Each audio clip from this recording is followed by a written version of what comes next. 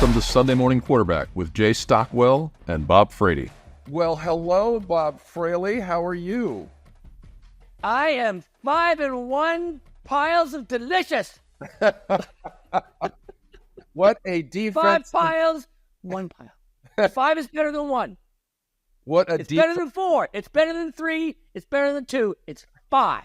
It was a defensive, outstanding performance, and we have a very special guest today in Kathy Farrell, the Dean of the Business School. Hi, Kathy.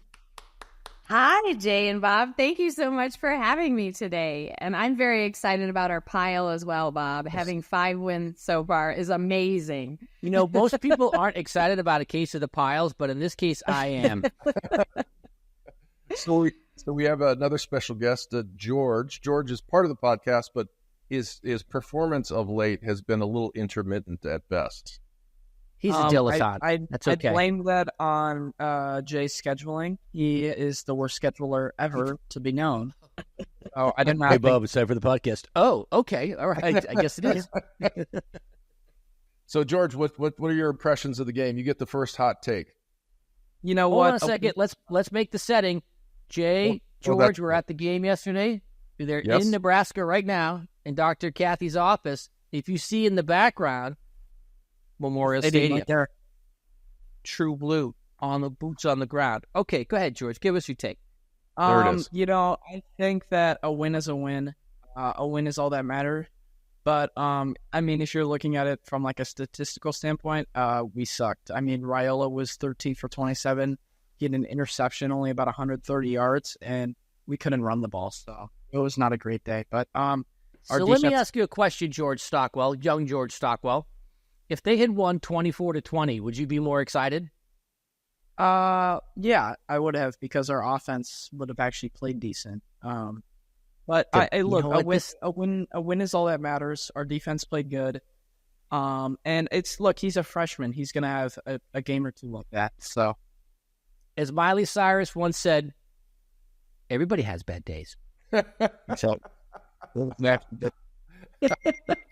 all right, Kathy, you're next up on your hot take about the game.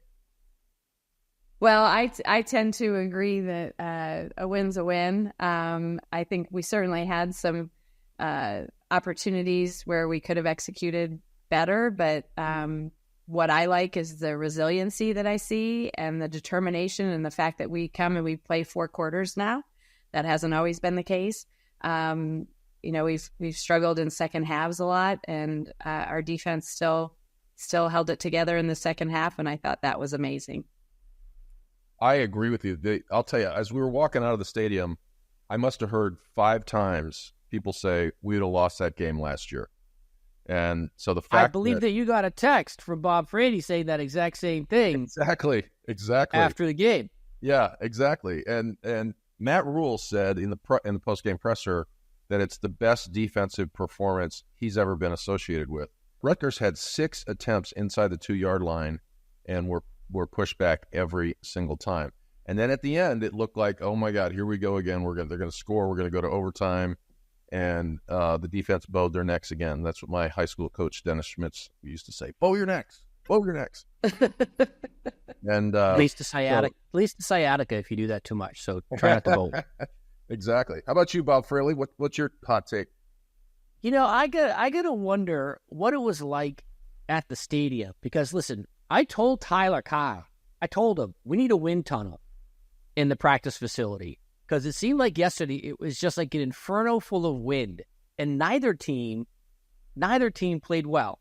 So you got to have an environmental factor, especially in the second half. That neither team played well. Both quarterbacks looked like they were really struggling. And so my take was, you know, I kind of looked at it like, kid's a freshman, he's gonna have days like this. But at the end of the day, you're right. They would have lost this game last year, and maybe the year before that, and probably the year before that, and definitely the year before that. So take the victory. 7 points is 7 points. From a stats perspective, it was so dead even. Rutgers had 264 yards of offense. We had 261. They were 15 for 37 with 2 interceptions, 14 for 28 with 1 for us. So we won the turnover battle. Net passing yards, 186 for Rutgers, 164 for Nebraska. So I agree with you, George. It was an anemic performance by the offense, but that's a physical team. That's a Greg Schiano physical New Jersey team. And the fact that they showed the resiliency and held out to win was very, very impressive. I think they might have had some brass knuckles hidden in their pads. Just looked like that kind of a Jersey thing. Like, hey, you got a problem? Come here. So, there's one guy that has to be called out, though, and that's Buschini. He had a fantastic game, including the fourth down fake punt, 69-yard punt, and net average of 50.4. And Tad Stryker called that out. He said, Buschini needs some help on special teams. The upcoming bye week should be a good time to figure it out. This was the day for freshman QB in the offense to gain some lessons when it didn't go as planned. So they learned a little bit. That's Christofferson. Tom Chattel, I think, got it right when he said the fifth one felt more like survival after four-quarter, 12-round fight with Greg Schiano's Jersey Toughs. I think across the spectrum of the writing crew, the writers, they were just basically all talking about the resiliency of the team and what a strong performance it was defensively. But special teams was better. Buschini needs some help. Okay, George, anything else for you? I think it's impressive. Our run defense in the second quarter, third and fourth. In the first quarter, that running back looked really good. He had a few explosive runs, but we ended up stopping him. And he only had about 70 or 80 yards on the day. And he had a lot of touches, number 5. It was very much a like an inverted distribution where in their first drive, they made like 60-something yards on the ground. In their last drive, they made a bunch of yards on the ground. But in between, they did almost nothing. It 2 yards of rushing from the end of the fourth quarter to the start of from the end of the first quarter to the start of the fourth quarter, which, is just, listen, sometimes you just got to slug it out. What was kind of weird is number 5, they subbed him out, and they were putting this guy number 27 in. I don't know his name, but they were putting him in and not taking out their really good running back, which did not make any sense. Brown, I think, is his name. So. And they both ran pretty good for what they were doing. You got the polar bear and you got Robinson falling on you. That's 600 pounds a person just falling right on you. It's going to be tiring after a while. Hey, Bob, you were texting me during the game that Satterfield, they were running the ball beautifully, and then he gets, on a couple of different occasions, started to get cute with some passes in that really hellish wind. I thought they should have run the ball more consistently and just stuck with it because they were getting 3-4 yards a pop. I think that we have to be careful because it's a really hard job.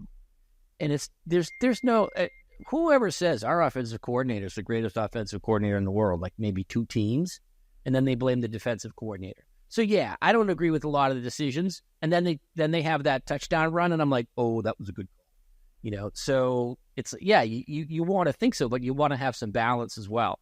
But this was a day when Rhule just didn't have it.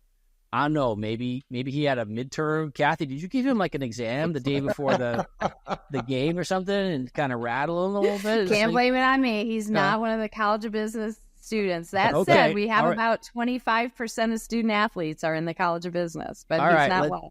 Okay, just checking, want to make sure that, not that they should get special treatment, but, not on a game day. Maybe at a pop quiz or something. You just drunk. We have to say thank you to Amy Cloughcorn, who's sitting right over here. Here, let's just flip this around. Say hi. She gave us a really amazing day, and Tyler Kai from the athletic department got us on the field. We got to shake Ndamukong Suh's hands, which was really neat. Did he remember you? No, he didn't. He didn't remember me. You guys are email buddies. See, this is the problem with being email buddies.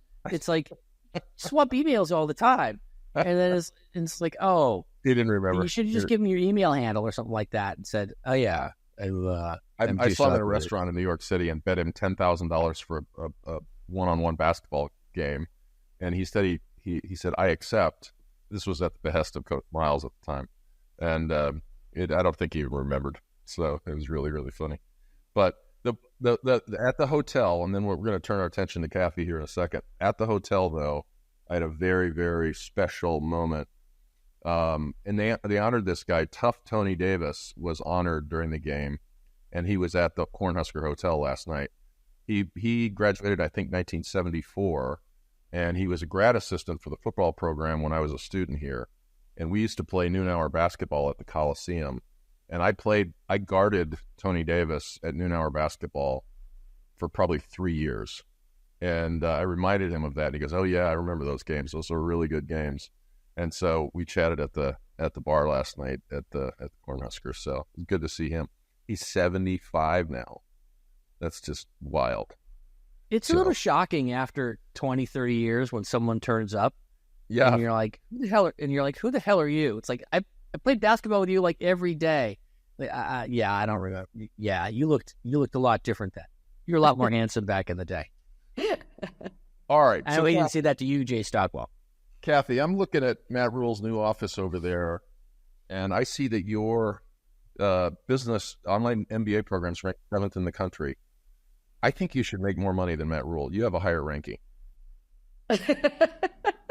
Well, I think I need you to be my agent and talk to Chancellor Bennett about that situation, or maybe President Gold.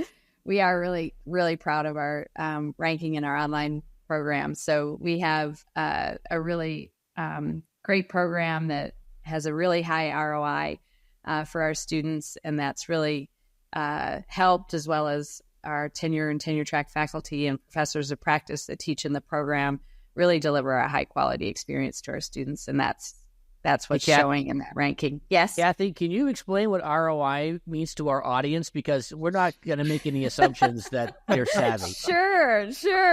So the ROI is the return on investment. So our students pay a very reasonable price, but they get an extremely high value from their degree. And our students go on to earn much higher salaries as a result of their MBA and the training that they receive through the program. So we describe that as a high ROI. So that would be a statistic that we would share when we're trying to market our programs. But that's just further evidence, Jay, as to why, my salary should be more competitive with Matt Rhule. Exactly. I want to talk to the governor about that as well. There's got to be some quality, going on down here. I mean, Matt's up one game. You're number 7. I mean, let's go. Back to the online MBA. That took some years to put together. When did it start, and when did you sort of hit your stride and become a top program? Sure. So the MBA actually, we've had an MBA program now for 60 years. In fact, we're celebrating our 60th anniversary. But the way in which we've delivered it has evolved throughout those 60 years. And in 2000, when 9/11 happened, we actually were delivering an MBA program at Offutt Air Force Base in Bellevue, Nebraska. And we had faculty that would go there and teach students that were in the military for their MBA. And then when 9/11 happened, they closed the base down, and we were no longer allowed to go on base. And so we had to figure out how to deliver our curriculum to these students. And then they also started getting deployed. So as they started getting deployed, we had to figure out how to do it globally. And so that was really when we started converting some of our curriculum over to the online format. We were still delivering a part-time MBA program in person on campus, but then we also started building up our online program. And so we were very organic. We were very early to the game. It was way before most people were even thinking about online education. And then it was in 2019, we had seen significant declines in our in-person part-time program, much because we're not in a very large metropolitan area. And so as a result, we made a strategic decision to go all in the online space. And so we converted our program entirely online in the sense that we no longer have an in-person program. But we've had extremely strong rankings in our online program historically, and it continues today. I have bumped into some students out in the business world. Charity Webb, for example, at USAA, is a student. She's a former college basketball player, and some others. So well done on that. And Bob Frady has some news. He just launched his second company, Property Lens, third company. And so you want to give a little update, Bob, and then we'll talk about entrepreneurship. Yeah, I'm a glutton for punishment. I don't know when to say when. That's what it comes down to. I want to be up all night worrying about things. So, Property Lens is pretty straightforward. It's a home history report because I bought a house here in Minnesota and I knew a bunch of things about it that weren't disclosed. And when I asked the seller, they're like, yeah, these things have actually happened, and it impacted my decision to buy the house. So I thought, well, why shouldn't everybody have this? And so we built Property Lens. Home history report pulls together thousands of data elements and isn't designed to compete with your realtor, isn't designed to compete with your inspector. It's designed to complement them both so that you can make a better buying decision so you don't get tagged with surprise expenses after the house closes. CarMax for home. That's what I was just gonna say. Exactly. I don't necessarily love to use other people's brands in our branding, but yeah, it's like a Carfax for home. But we also give you, Carfax gives you a lot of data, which is great, but they don't tell you what to do. We actually run it all through AI and say, here's the questions that you should ask to make sure that you understand what may have happened at this property. So it's like a Carfax Plus. Two-part question, Kathy. The Center of Entrepreneurship here has been, I think, a very, very compelling part of your program. How's that doing? And then what are you doing to evolve it to meet the challenges of the AI world? Because Bob's business is involved in it. We bought an AI company. AI is going to be sweeping business and accelerating change for the next decade. Are you beginning to incorporate that into your curriculum? Our center is the College of Business Center for Entrepreneurship, but we actually provide support for the campus as a whole, as well as external stakeholders. And so the way we've tried to design our programming is where we bring together faculty and students from across the campus, because entrepreneurship lives within disciplines. It doesn't necessarily only live in business schools. We like to think we own the business part of it in the sense of business education to help entrepreneurs be successful running a business. But the ideation, the innovation, that can live throughout the campus. And so we have 4 signature programs that we offer every year to our students. And those begin with a 3-2-1 pitch competition where we have students come together and they pitch their ideas in 3 minutes. So they have 3 minutes to pitch one idea, and they do it in front of judges, and then they win cash prizes. Last year, we had 120 students from across the campus participate, 42 majors represented, every college, undergrad, master's, PhD students. But then we take them all the way through a couple other signature programs to our final program at the end of spring in April, which is our new venture competition. And that's where students bring business plans that are more well-developed, and they're actually looking for funding to take it to the next level. And that competition, we had 72 applications last year, again, from the entire campus, and we accepted 48 teams to present. We had 9 teams that had actually won in previous years. And so we had an an advanced track where they competed for additional funding. So it was basically like a second round of funding for them. And the top 4 teams get cash prizes of $15,000, $12,500, $10,000, $7,500. And then again, that advanced track is available if they aren't graduating. So hold on, Kathy. Hold on. You had to sit through 48 pitches? So I didn't personally have to sit through. We basically set it up as almost like a bracket. It's a bracket challenge. And so they compete, and we have different rooms with different judges, and then basically the best 4 out of the different rooms advance to the finals. And we have enough information. Our center directors and staff have enough information. They know how to kind of break up the groups. So you have the teams spread out pretty well. So they're kind of seeded, kind of it's like a basketball tournament, really, in terms of how you'd seed for a basketball tournament. So, and then we bring in entrepreneurs like Bob. You could be a judge, or Jay, you could be a judge. That actually Hold sits on. through One the of us pitches. is an entrepreneur here. He doesn't get the title yet. 3-time entrepreneur is what I heard. We might not let George be a judge just yet, but he could participate. You know, George is an entrepreneur. This kid watched a TikTok video that started a window washing service and makes more cash than I do right now. But your point about AI, a lot of what we look at as it relates to entrepreneurship is there's a lot of tech entrepreneurial ideas that are coming out of the campus.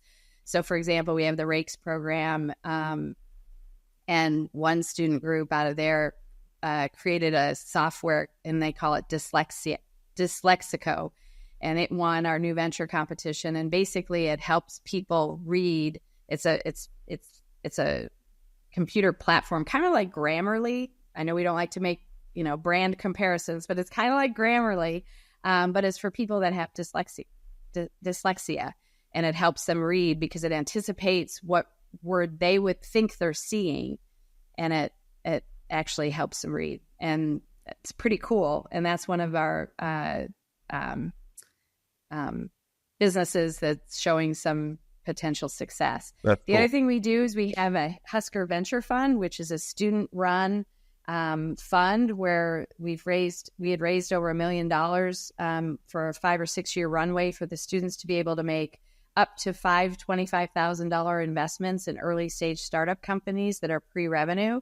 And we have about 10 businesses in our portfolio. We have at least 2 that have gotten additional funding beyond, 2 or 3 that have gotten additional funding beyond us. And we've done a follow-on investment in at least one of those companies. We've had one go belly up already, but that's part of the learning. So it's been a great program for our students to really learn about venture financing, but it's also been a great way to reinvest in the state and businesses that are either coming out of the university or primarily in the state or alumni, and start really helping the entrepreneurial ecosystem at an earlier stage. A lot of it's kind of the pre-bootstrapping through friends and family kind of funding is the space we're trying to support. Hey, George, why don't you tell us about your window washing business and all the things you did to support that? Let's see. Basically, I saw TikToks and I'm like, oh, this would be pretty easy to start. And then me and a couple friends just started going door to door, talking to people. Our pitch would get better and better over time over the last couple of years. And this summer we started to just see like the amount of jobs that we were getting skyrocket. So it was super awesome. It was a great learning experience. And yeah, you built a website. You registered as an LLC, right? All these things. Yeah, exactly. Got the uniforms. Is impressive. Got uniforms. What I heard is I refined my pitch. That's the 3-2-1 pitch competition, right? Because the pitch matters. Talk about your pitch and the changes you made as you went through this. I heard this from Mom.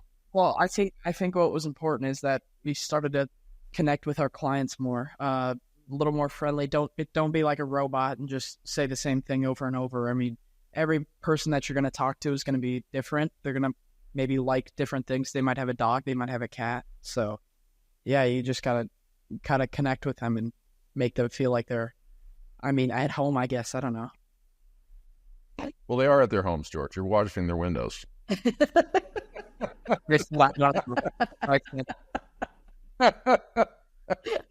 I got to tell you, that is super impressive. It's like the amount of creativity in our young folks. Like a lot of people want to bang on the kids these days, like they're this, they're that, blah, blah, blah. Back in my day, everything was better. It's like all those people just need to shut up because the kids are fine. Just give them some room, give them some elbow room, get out of their way, stop helicoptering, and let them get out there and do some things, and they will do amazing things. I got no doubt about that. What's your favorite part about Lincoln? What do you like so much about being in Lincoln and being a part of the business? So I would say that Lincoln it's the people. I came here 30 years ago, and you came here when you were 12? And I actually came from the University of Georgia. That's where I earned my PhD. And I interviewed with no geographic restraints constraints, looked all across the country. And when I came here, I felt like it was very welcoming. The people were amazing.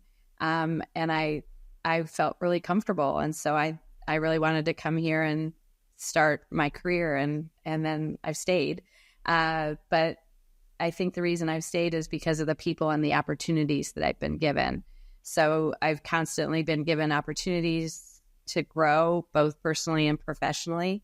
And I think I'm in an amazing college at an amazing university. So I came in 93. Do you guys remember what was going on in that time period in that stadium behind here? National championship. 94, National championship going on. Yeah. Good time. It was kind of a fun time to come to Nebraska. But yeah, so I would say it's the people, but in terms of the college itself, I just feel like I've really been given the opportunity to make an impact by continuing to leverage what the strong foundation that we've had to create a college that I think is rising in stature and delivers a really high quality experience for our students at a very reasonable cost. And so I'm going to bring up that ROI again. But I'm really, I'm really proud of that. We're very innovative. Jay, you asked me the question about AI. Well, we're still trying to figure out how to bring AI into the classroom, but we actually have faculty that use AI. For example, business plans. They actually have the students use AI to develop their initial business plan, but then they help them take it from that point forward to refine it, make it better. So we're actually using AI in the classroom, not just teaching about AI, but actually using it. There's all sorts of amazing tools out there. It's almost hard to keep up, but there's been literally thousands of startups funded in Silicon Valley now, all coming at AI in multiple different directions. So very, very exciting time. And I think it could be, it could really power a wave of kind of robust economic growth that'll really help with the financial situation that the country's in right now. So will it help with football play calling? Because we aren't a football podcast here. Although the AI tells you to go for it on fourth down way too many times. Just take the points. Take the. All right. So Kathy, just thank you so much for your relationship over the years. What if people want to get involved with the College of Business? What's the first step? How do they get involved? Well, I think the first step is reaching out to us, whether it be via email, contacting me or someone through our webpage. We have a lot of resources on the webpage to connect. So, for example, our Center for Entrepreneurship is always looking for entrepreneurial fellows, which are community fellows that engage with us. We do mentoring through our Career Services Center.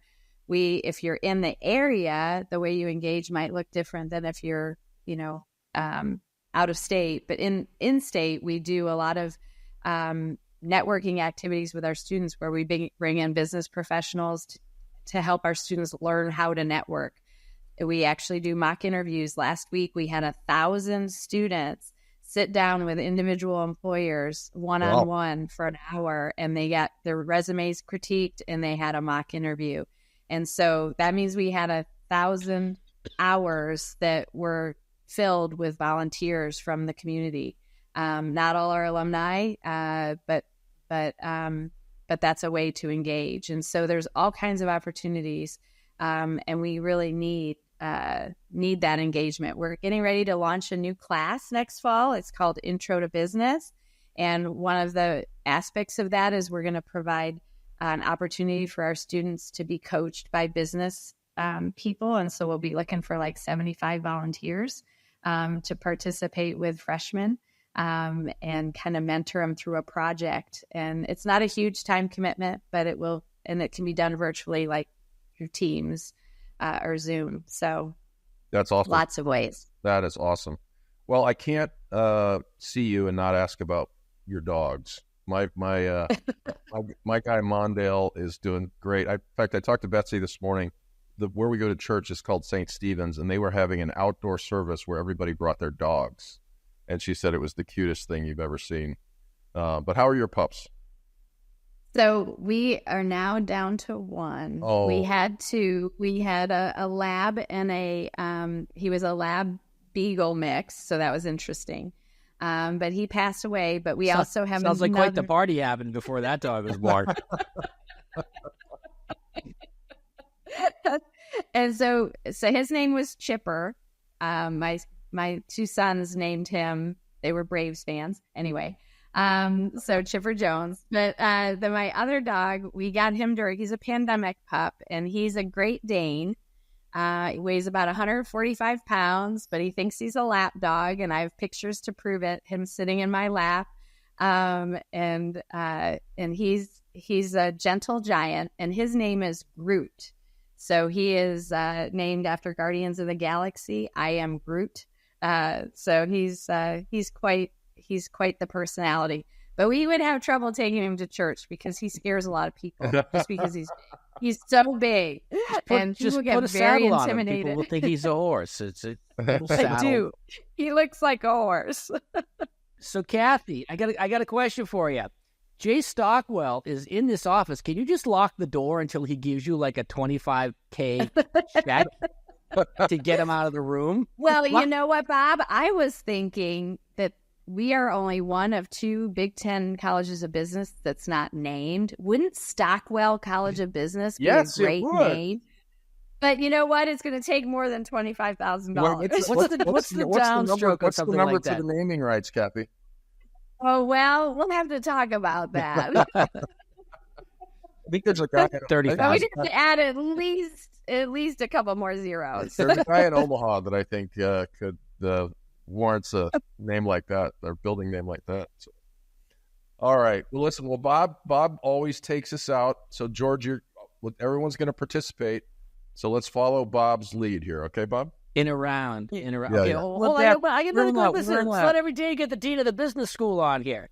What's your prediction for the rest of the season, Dr. Fair? My goal at the beginning of the season, everybody, we started winning. Everybody thought we were going to do great. I said 6 wins. We need 6 wins. Okay. We get 6 wins. That's a success. And we're 5-1. So I think we're going to do that. I don't think that's going to be an issue. But realistically, I think we could finish out. And I'm just going through my head what games we have left. Because we have 6 left, 5 left. Yep. 5. I think we got a chance of at least going 3-2 with the next 5. Okay. After this, we'll just go down the list. Actually, there's 6 games left. Okay, that's what I thought. I had 6 in my head. Okay, Because Indiana. I think we're gonna. Indiana's 6-0, undefeated. We both have a bye week this week. So on the 19th, we play Indiana at Indiana. What do you think? I actually think we're gonna win that one. Yes. I love It's it. Indiana. Come on. We got John Cougar, and that's pretty much it. You got John Cougar and Michael Jackson. They have a good business school, though. I think we're gonna put up a good fight, but I don't think we'll. I think that would be huge if we did win, but I think that's So gonna we're be tough. 6-2 at that point. We got UCLA at home. That looks like an easy one, right? So we're 7-2. Then we go to SoCal at Southern Cal. I think we got that one. A Nebraska crowd it's going to be a USC crowd. I'd be willing to bet you it's 50-50. Yeah. Whoa. And then we got Wisconsin and Iowa. The fields are all plowed. All the harvest is in. So let's go to Disneyland. Those are the two that I'm not as sure of how those will come out, and that's probably why I said 3. That we'll lose 2, just because I think we'll lose one of those 2, but I don't know which So one. 9-3. You think we're going to end up being 9-3? Bob Frady calls 11-1 at the beginning of the season. I'm sticking to it. Wasn't counting on sticking losing to to Illinois. I'm What sticking about to you, it. George? What do you think? I think we'll go 10-2 or 9-3. Hopefully, All I right. think. Good. Listen, you have to be this is why I'm an entrepreneur. Because you have to be an optimist. You have to bang your head against the wall until you get your way. It's like be an optimist. Come on, what's the worst that happens? You know? All right. What's the worst that happens? Hold on. Let's say Nebraska. But Jay, you didn't say what yours was. Oh, and I think we're gonna. I called 9-3 at the beginning, and I think that's gonna be right. I think we're gonna It's going to be a fantastic season if we get to 9-3. The bigger question is will they come in, like, how low does the over have to be for Nebraska to surpass it? Because the over under yesterday went from 43 to 38 and it came in at 21. Like, this is ridiculous. I think Dylan Rhule is going to learn a lot from that game. But look, it was a tough team. I think that's an undefeated team that we beat yesterday. So, formerly undefeated team. Okay. All right. So we had some, and weren't they known for their defense? I mean, that was part of what was actually statistically we were a better defensive team than them. They were known for running the ball, which they did really well. But a very interesting stat. They got across the 50-yard line 8 times and got no points. That's crazy. That is an interesting stat. Yeah. So, all right, Bob. Thank you, Kathy. Thank you again. This has been wonderful. Anything you want to add that we missed? Because, you're our guest and we want you to feel comfortable with your appearance. So if there's anything that you want to say, now's the time. It's exciting to see the excitement around football again, and that really translates into the excitement that we even see on campus. The energy on campus is really positive, and that's just adding more positivity to the energy. And so that's just really fun to see. Awesome. Okay, you ready? Go Big Red! Go Big Red! Go Big Red! Go Big Red! There we go.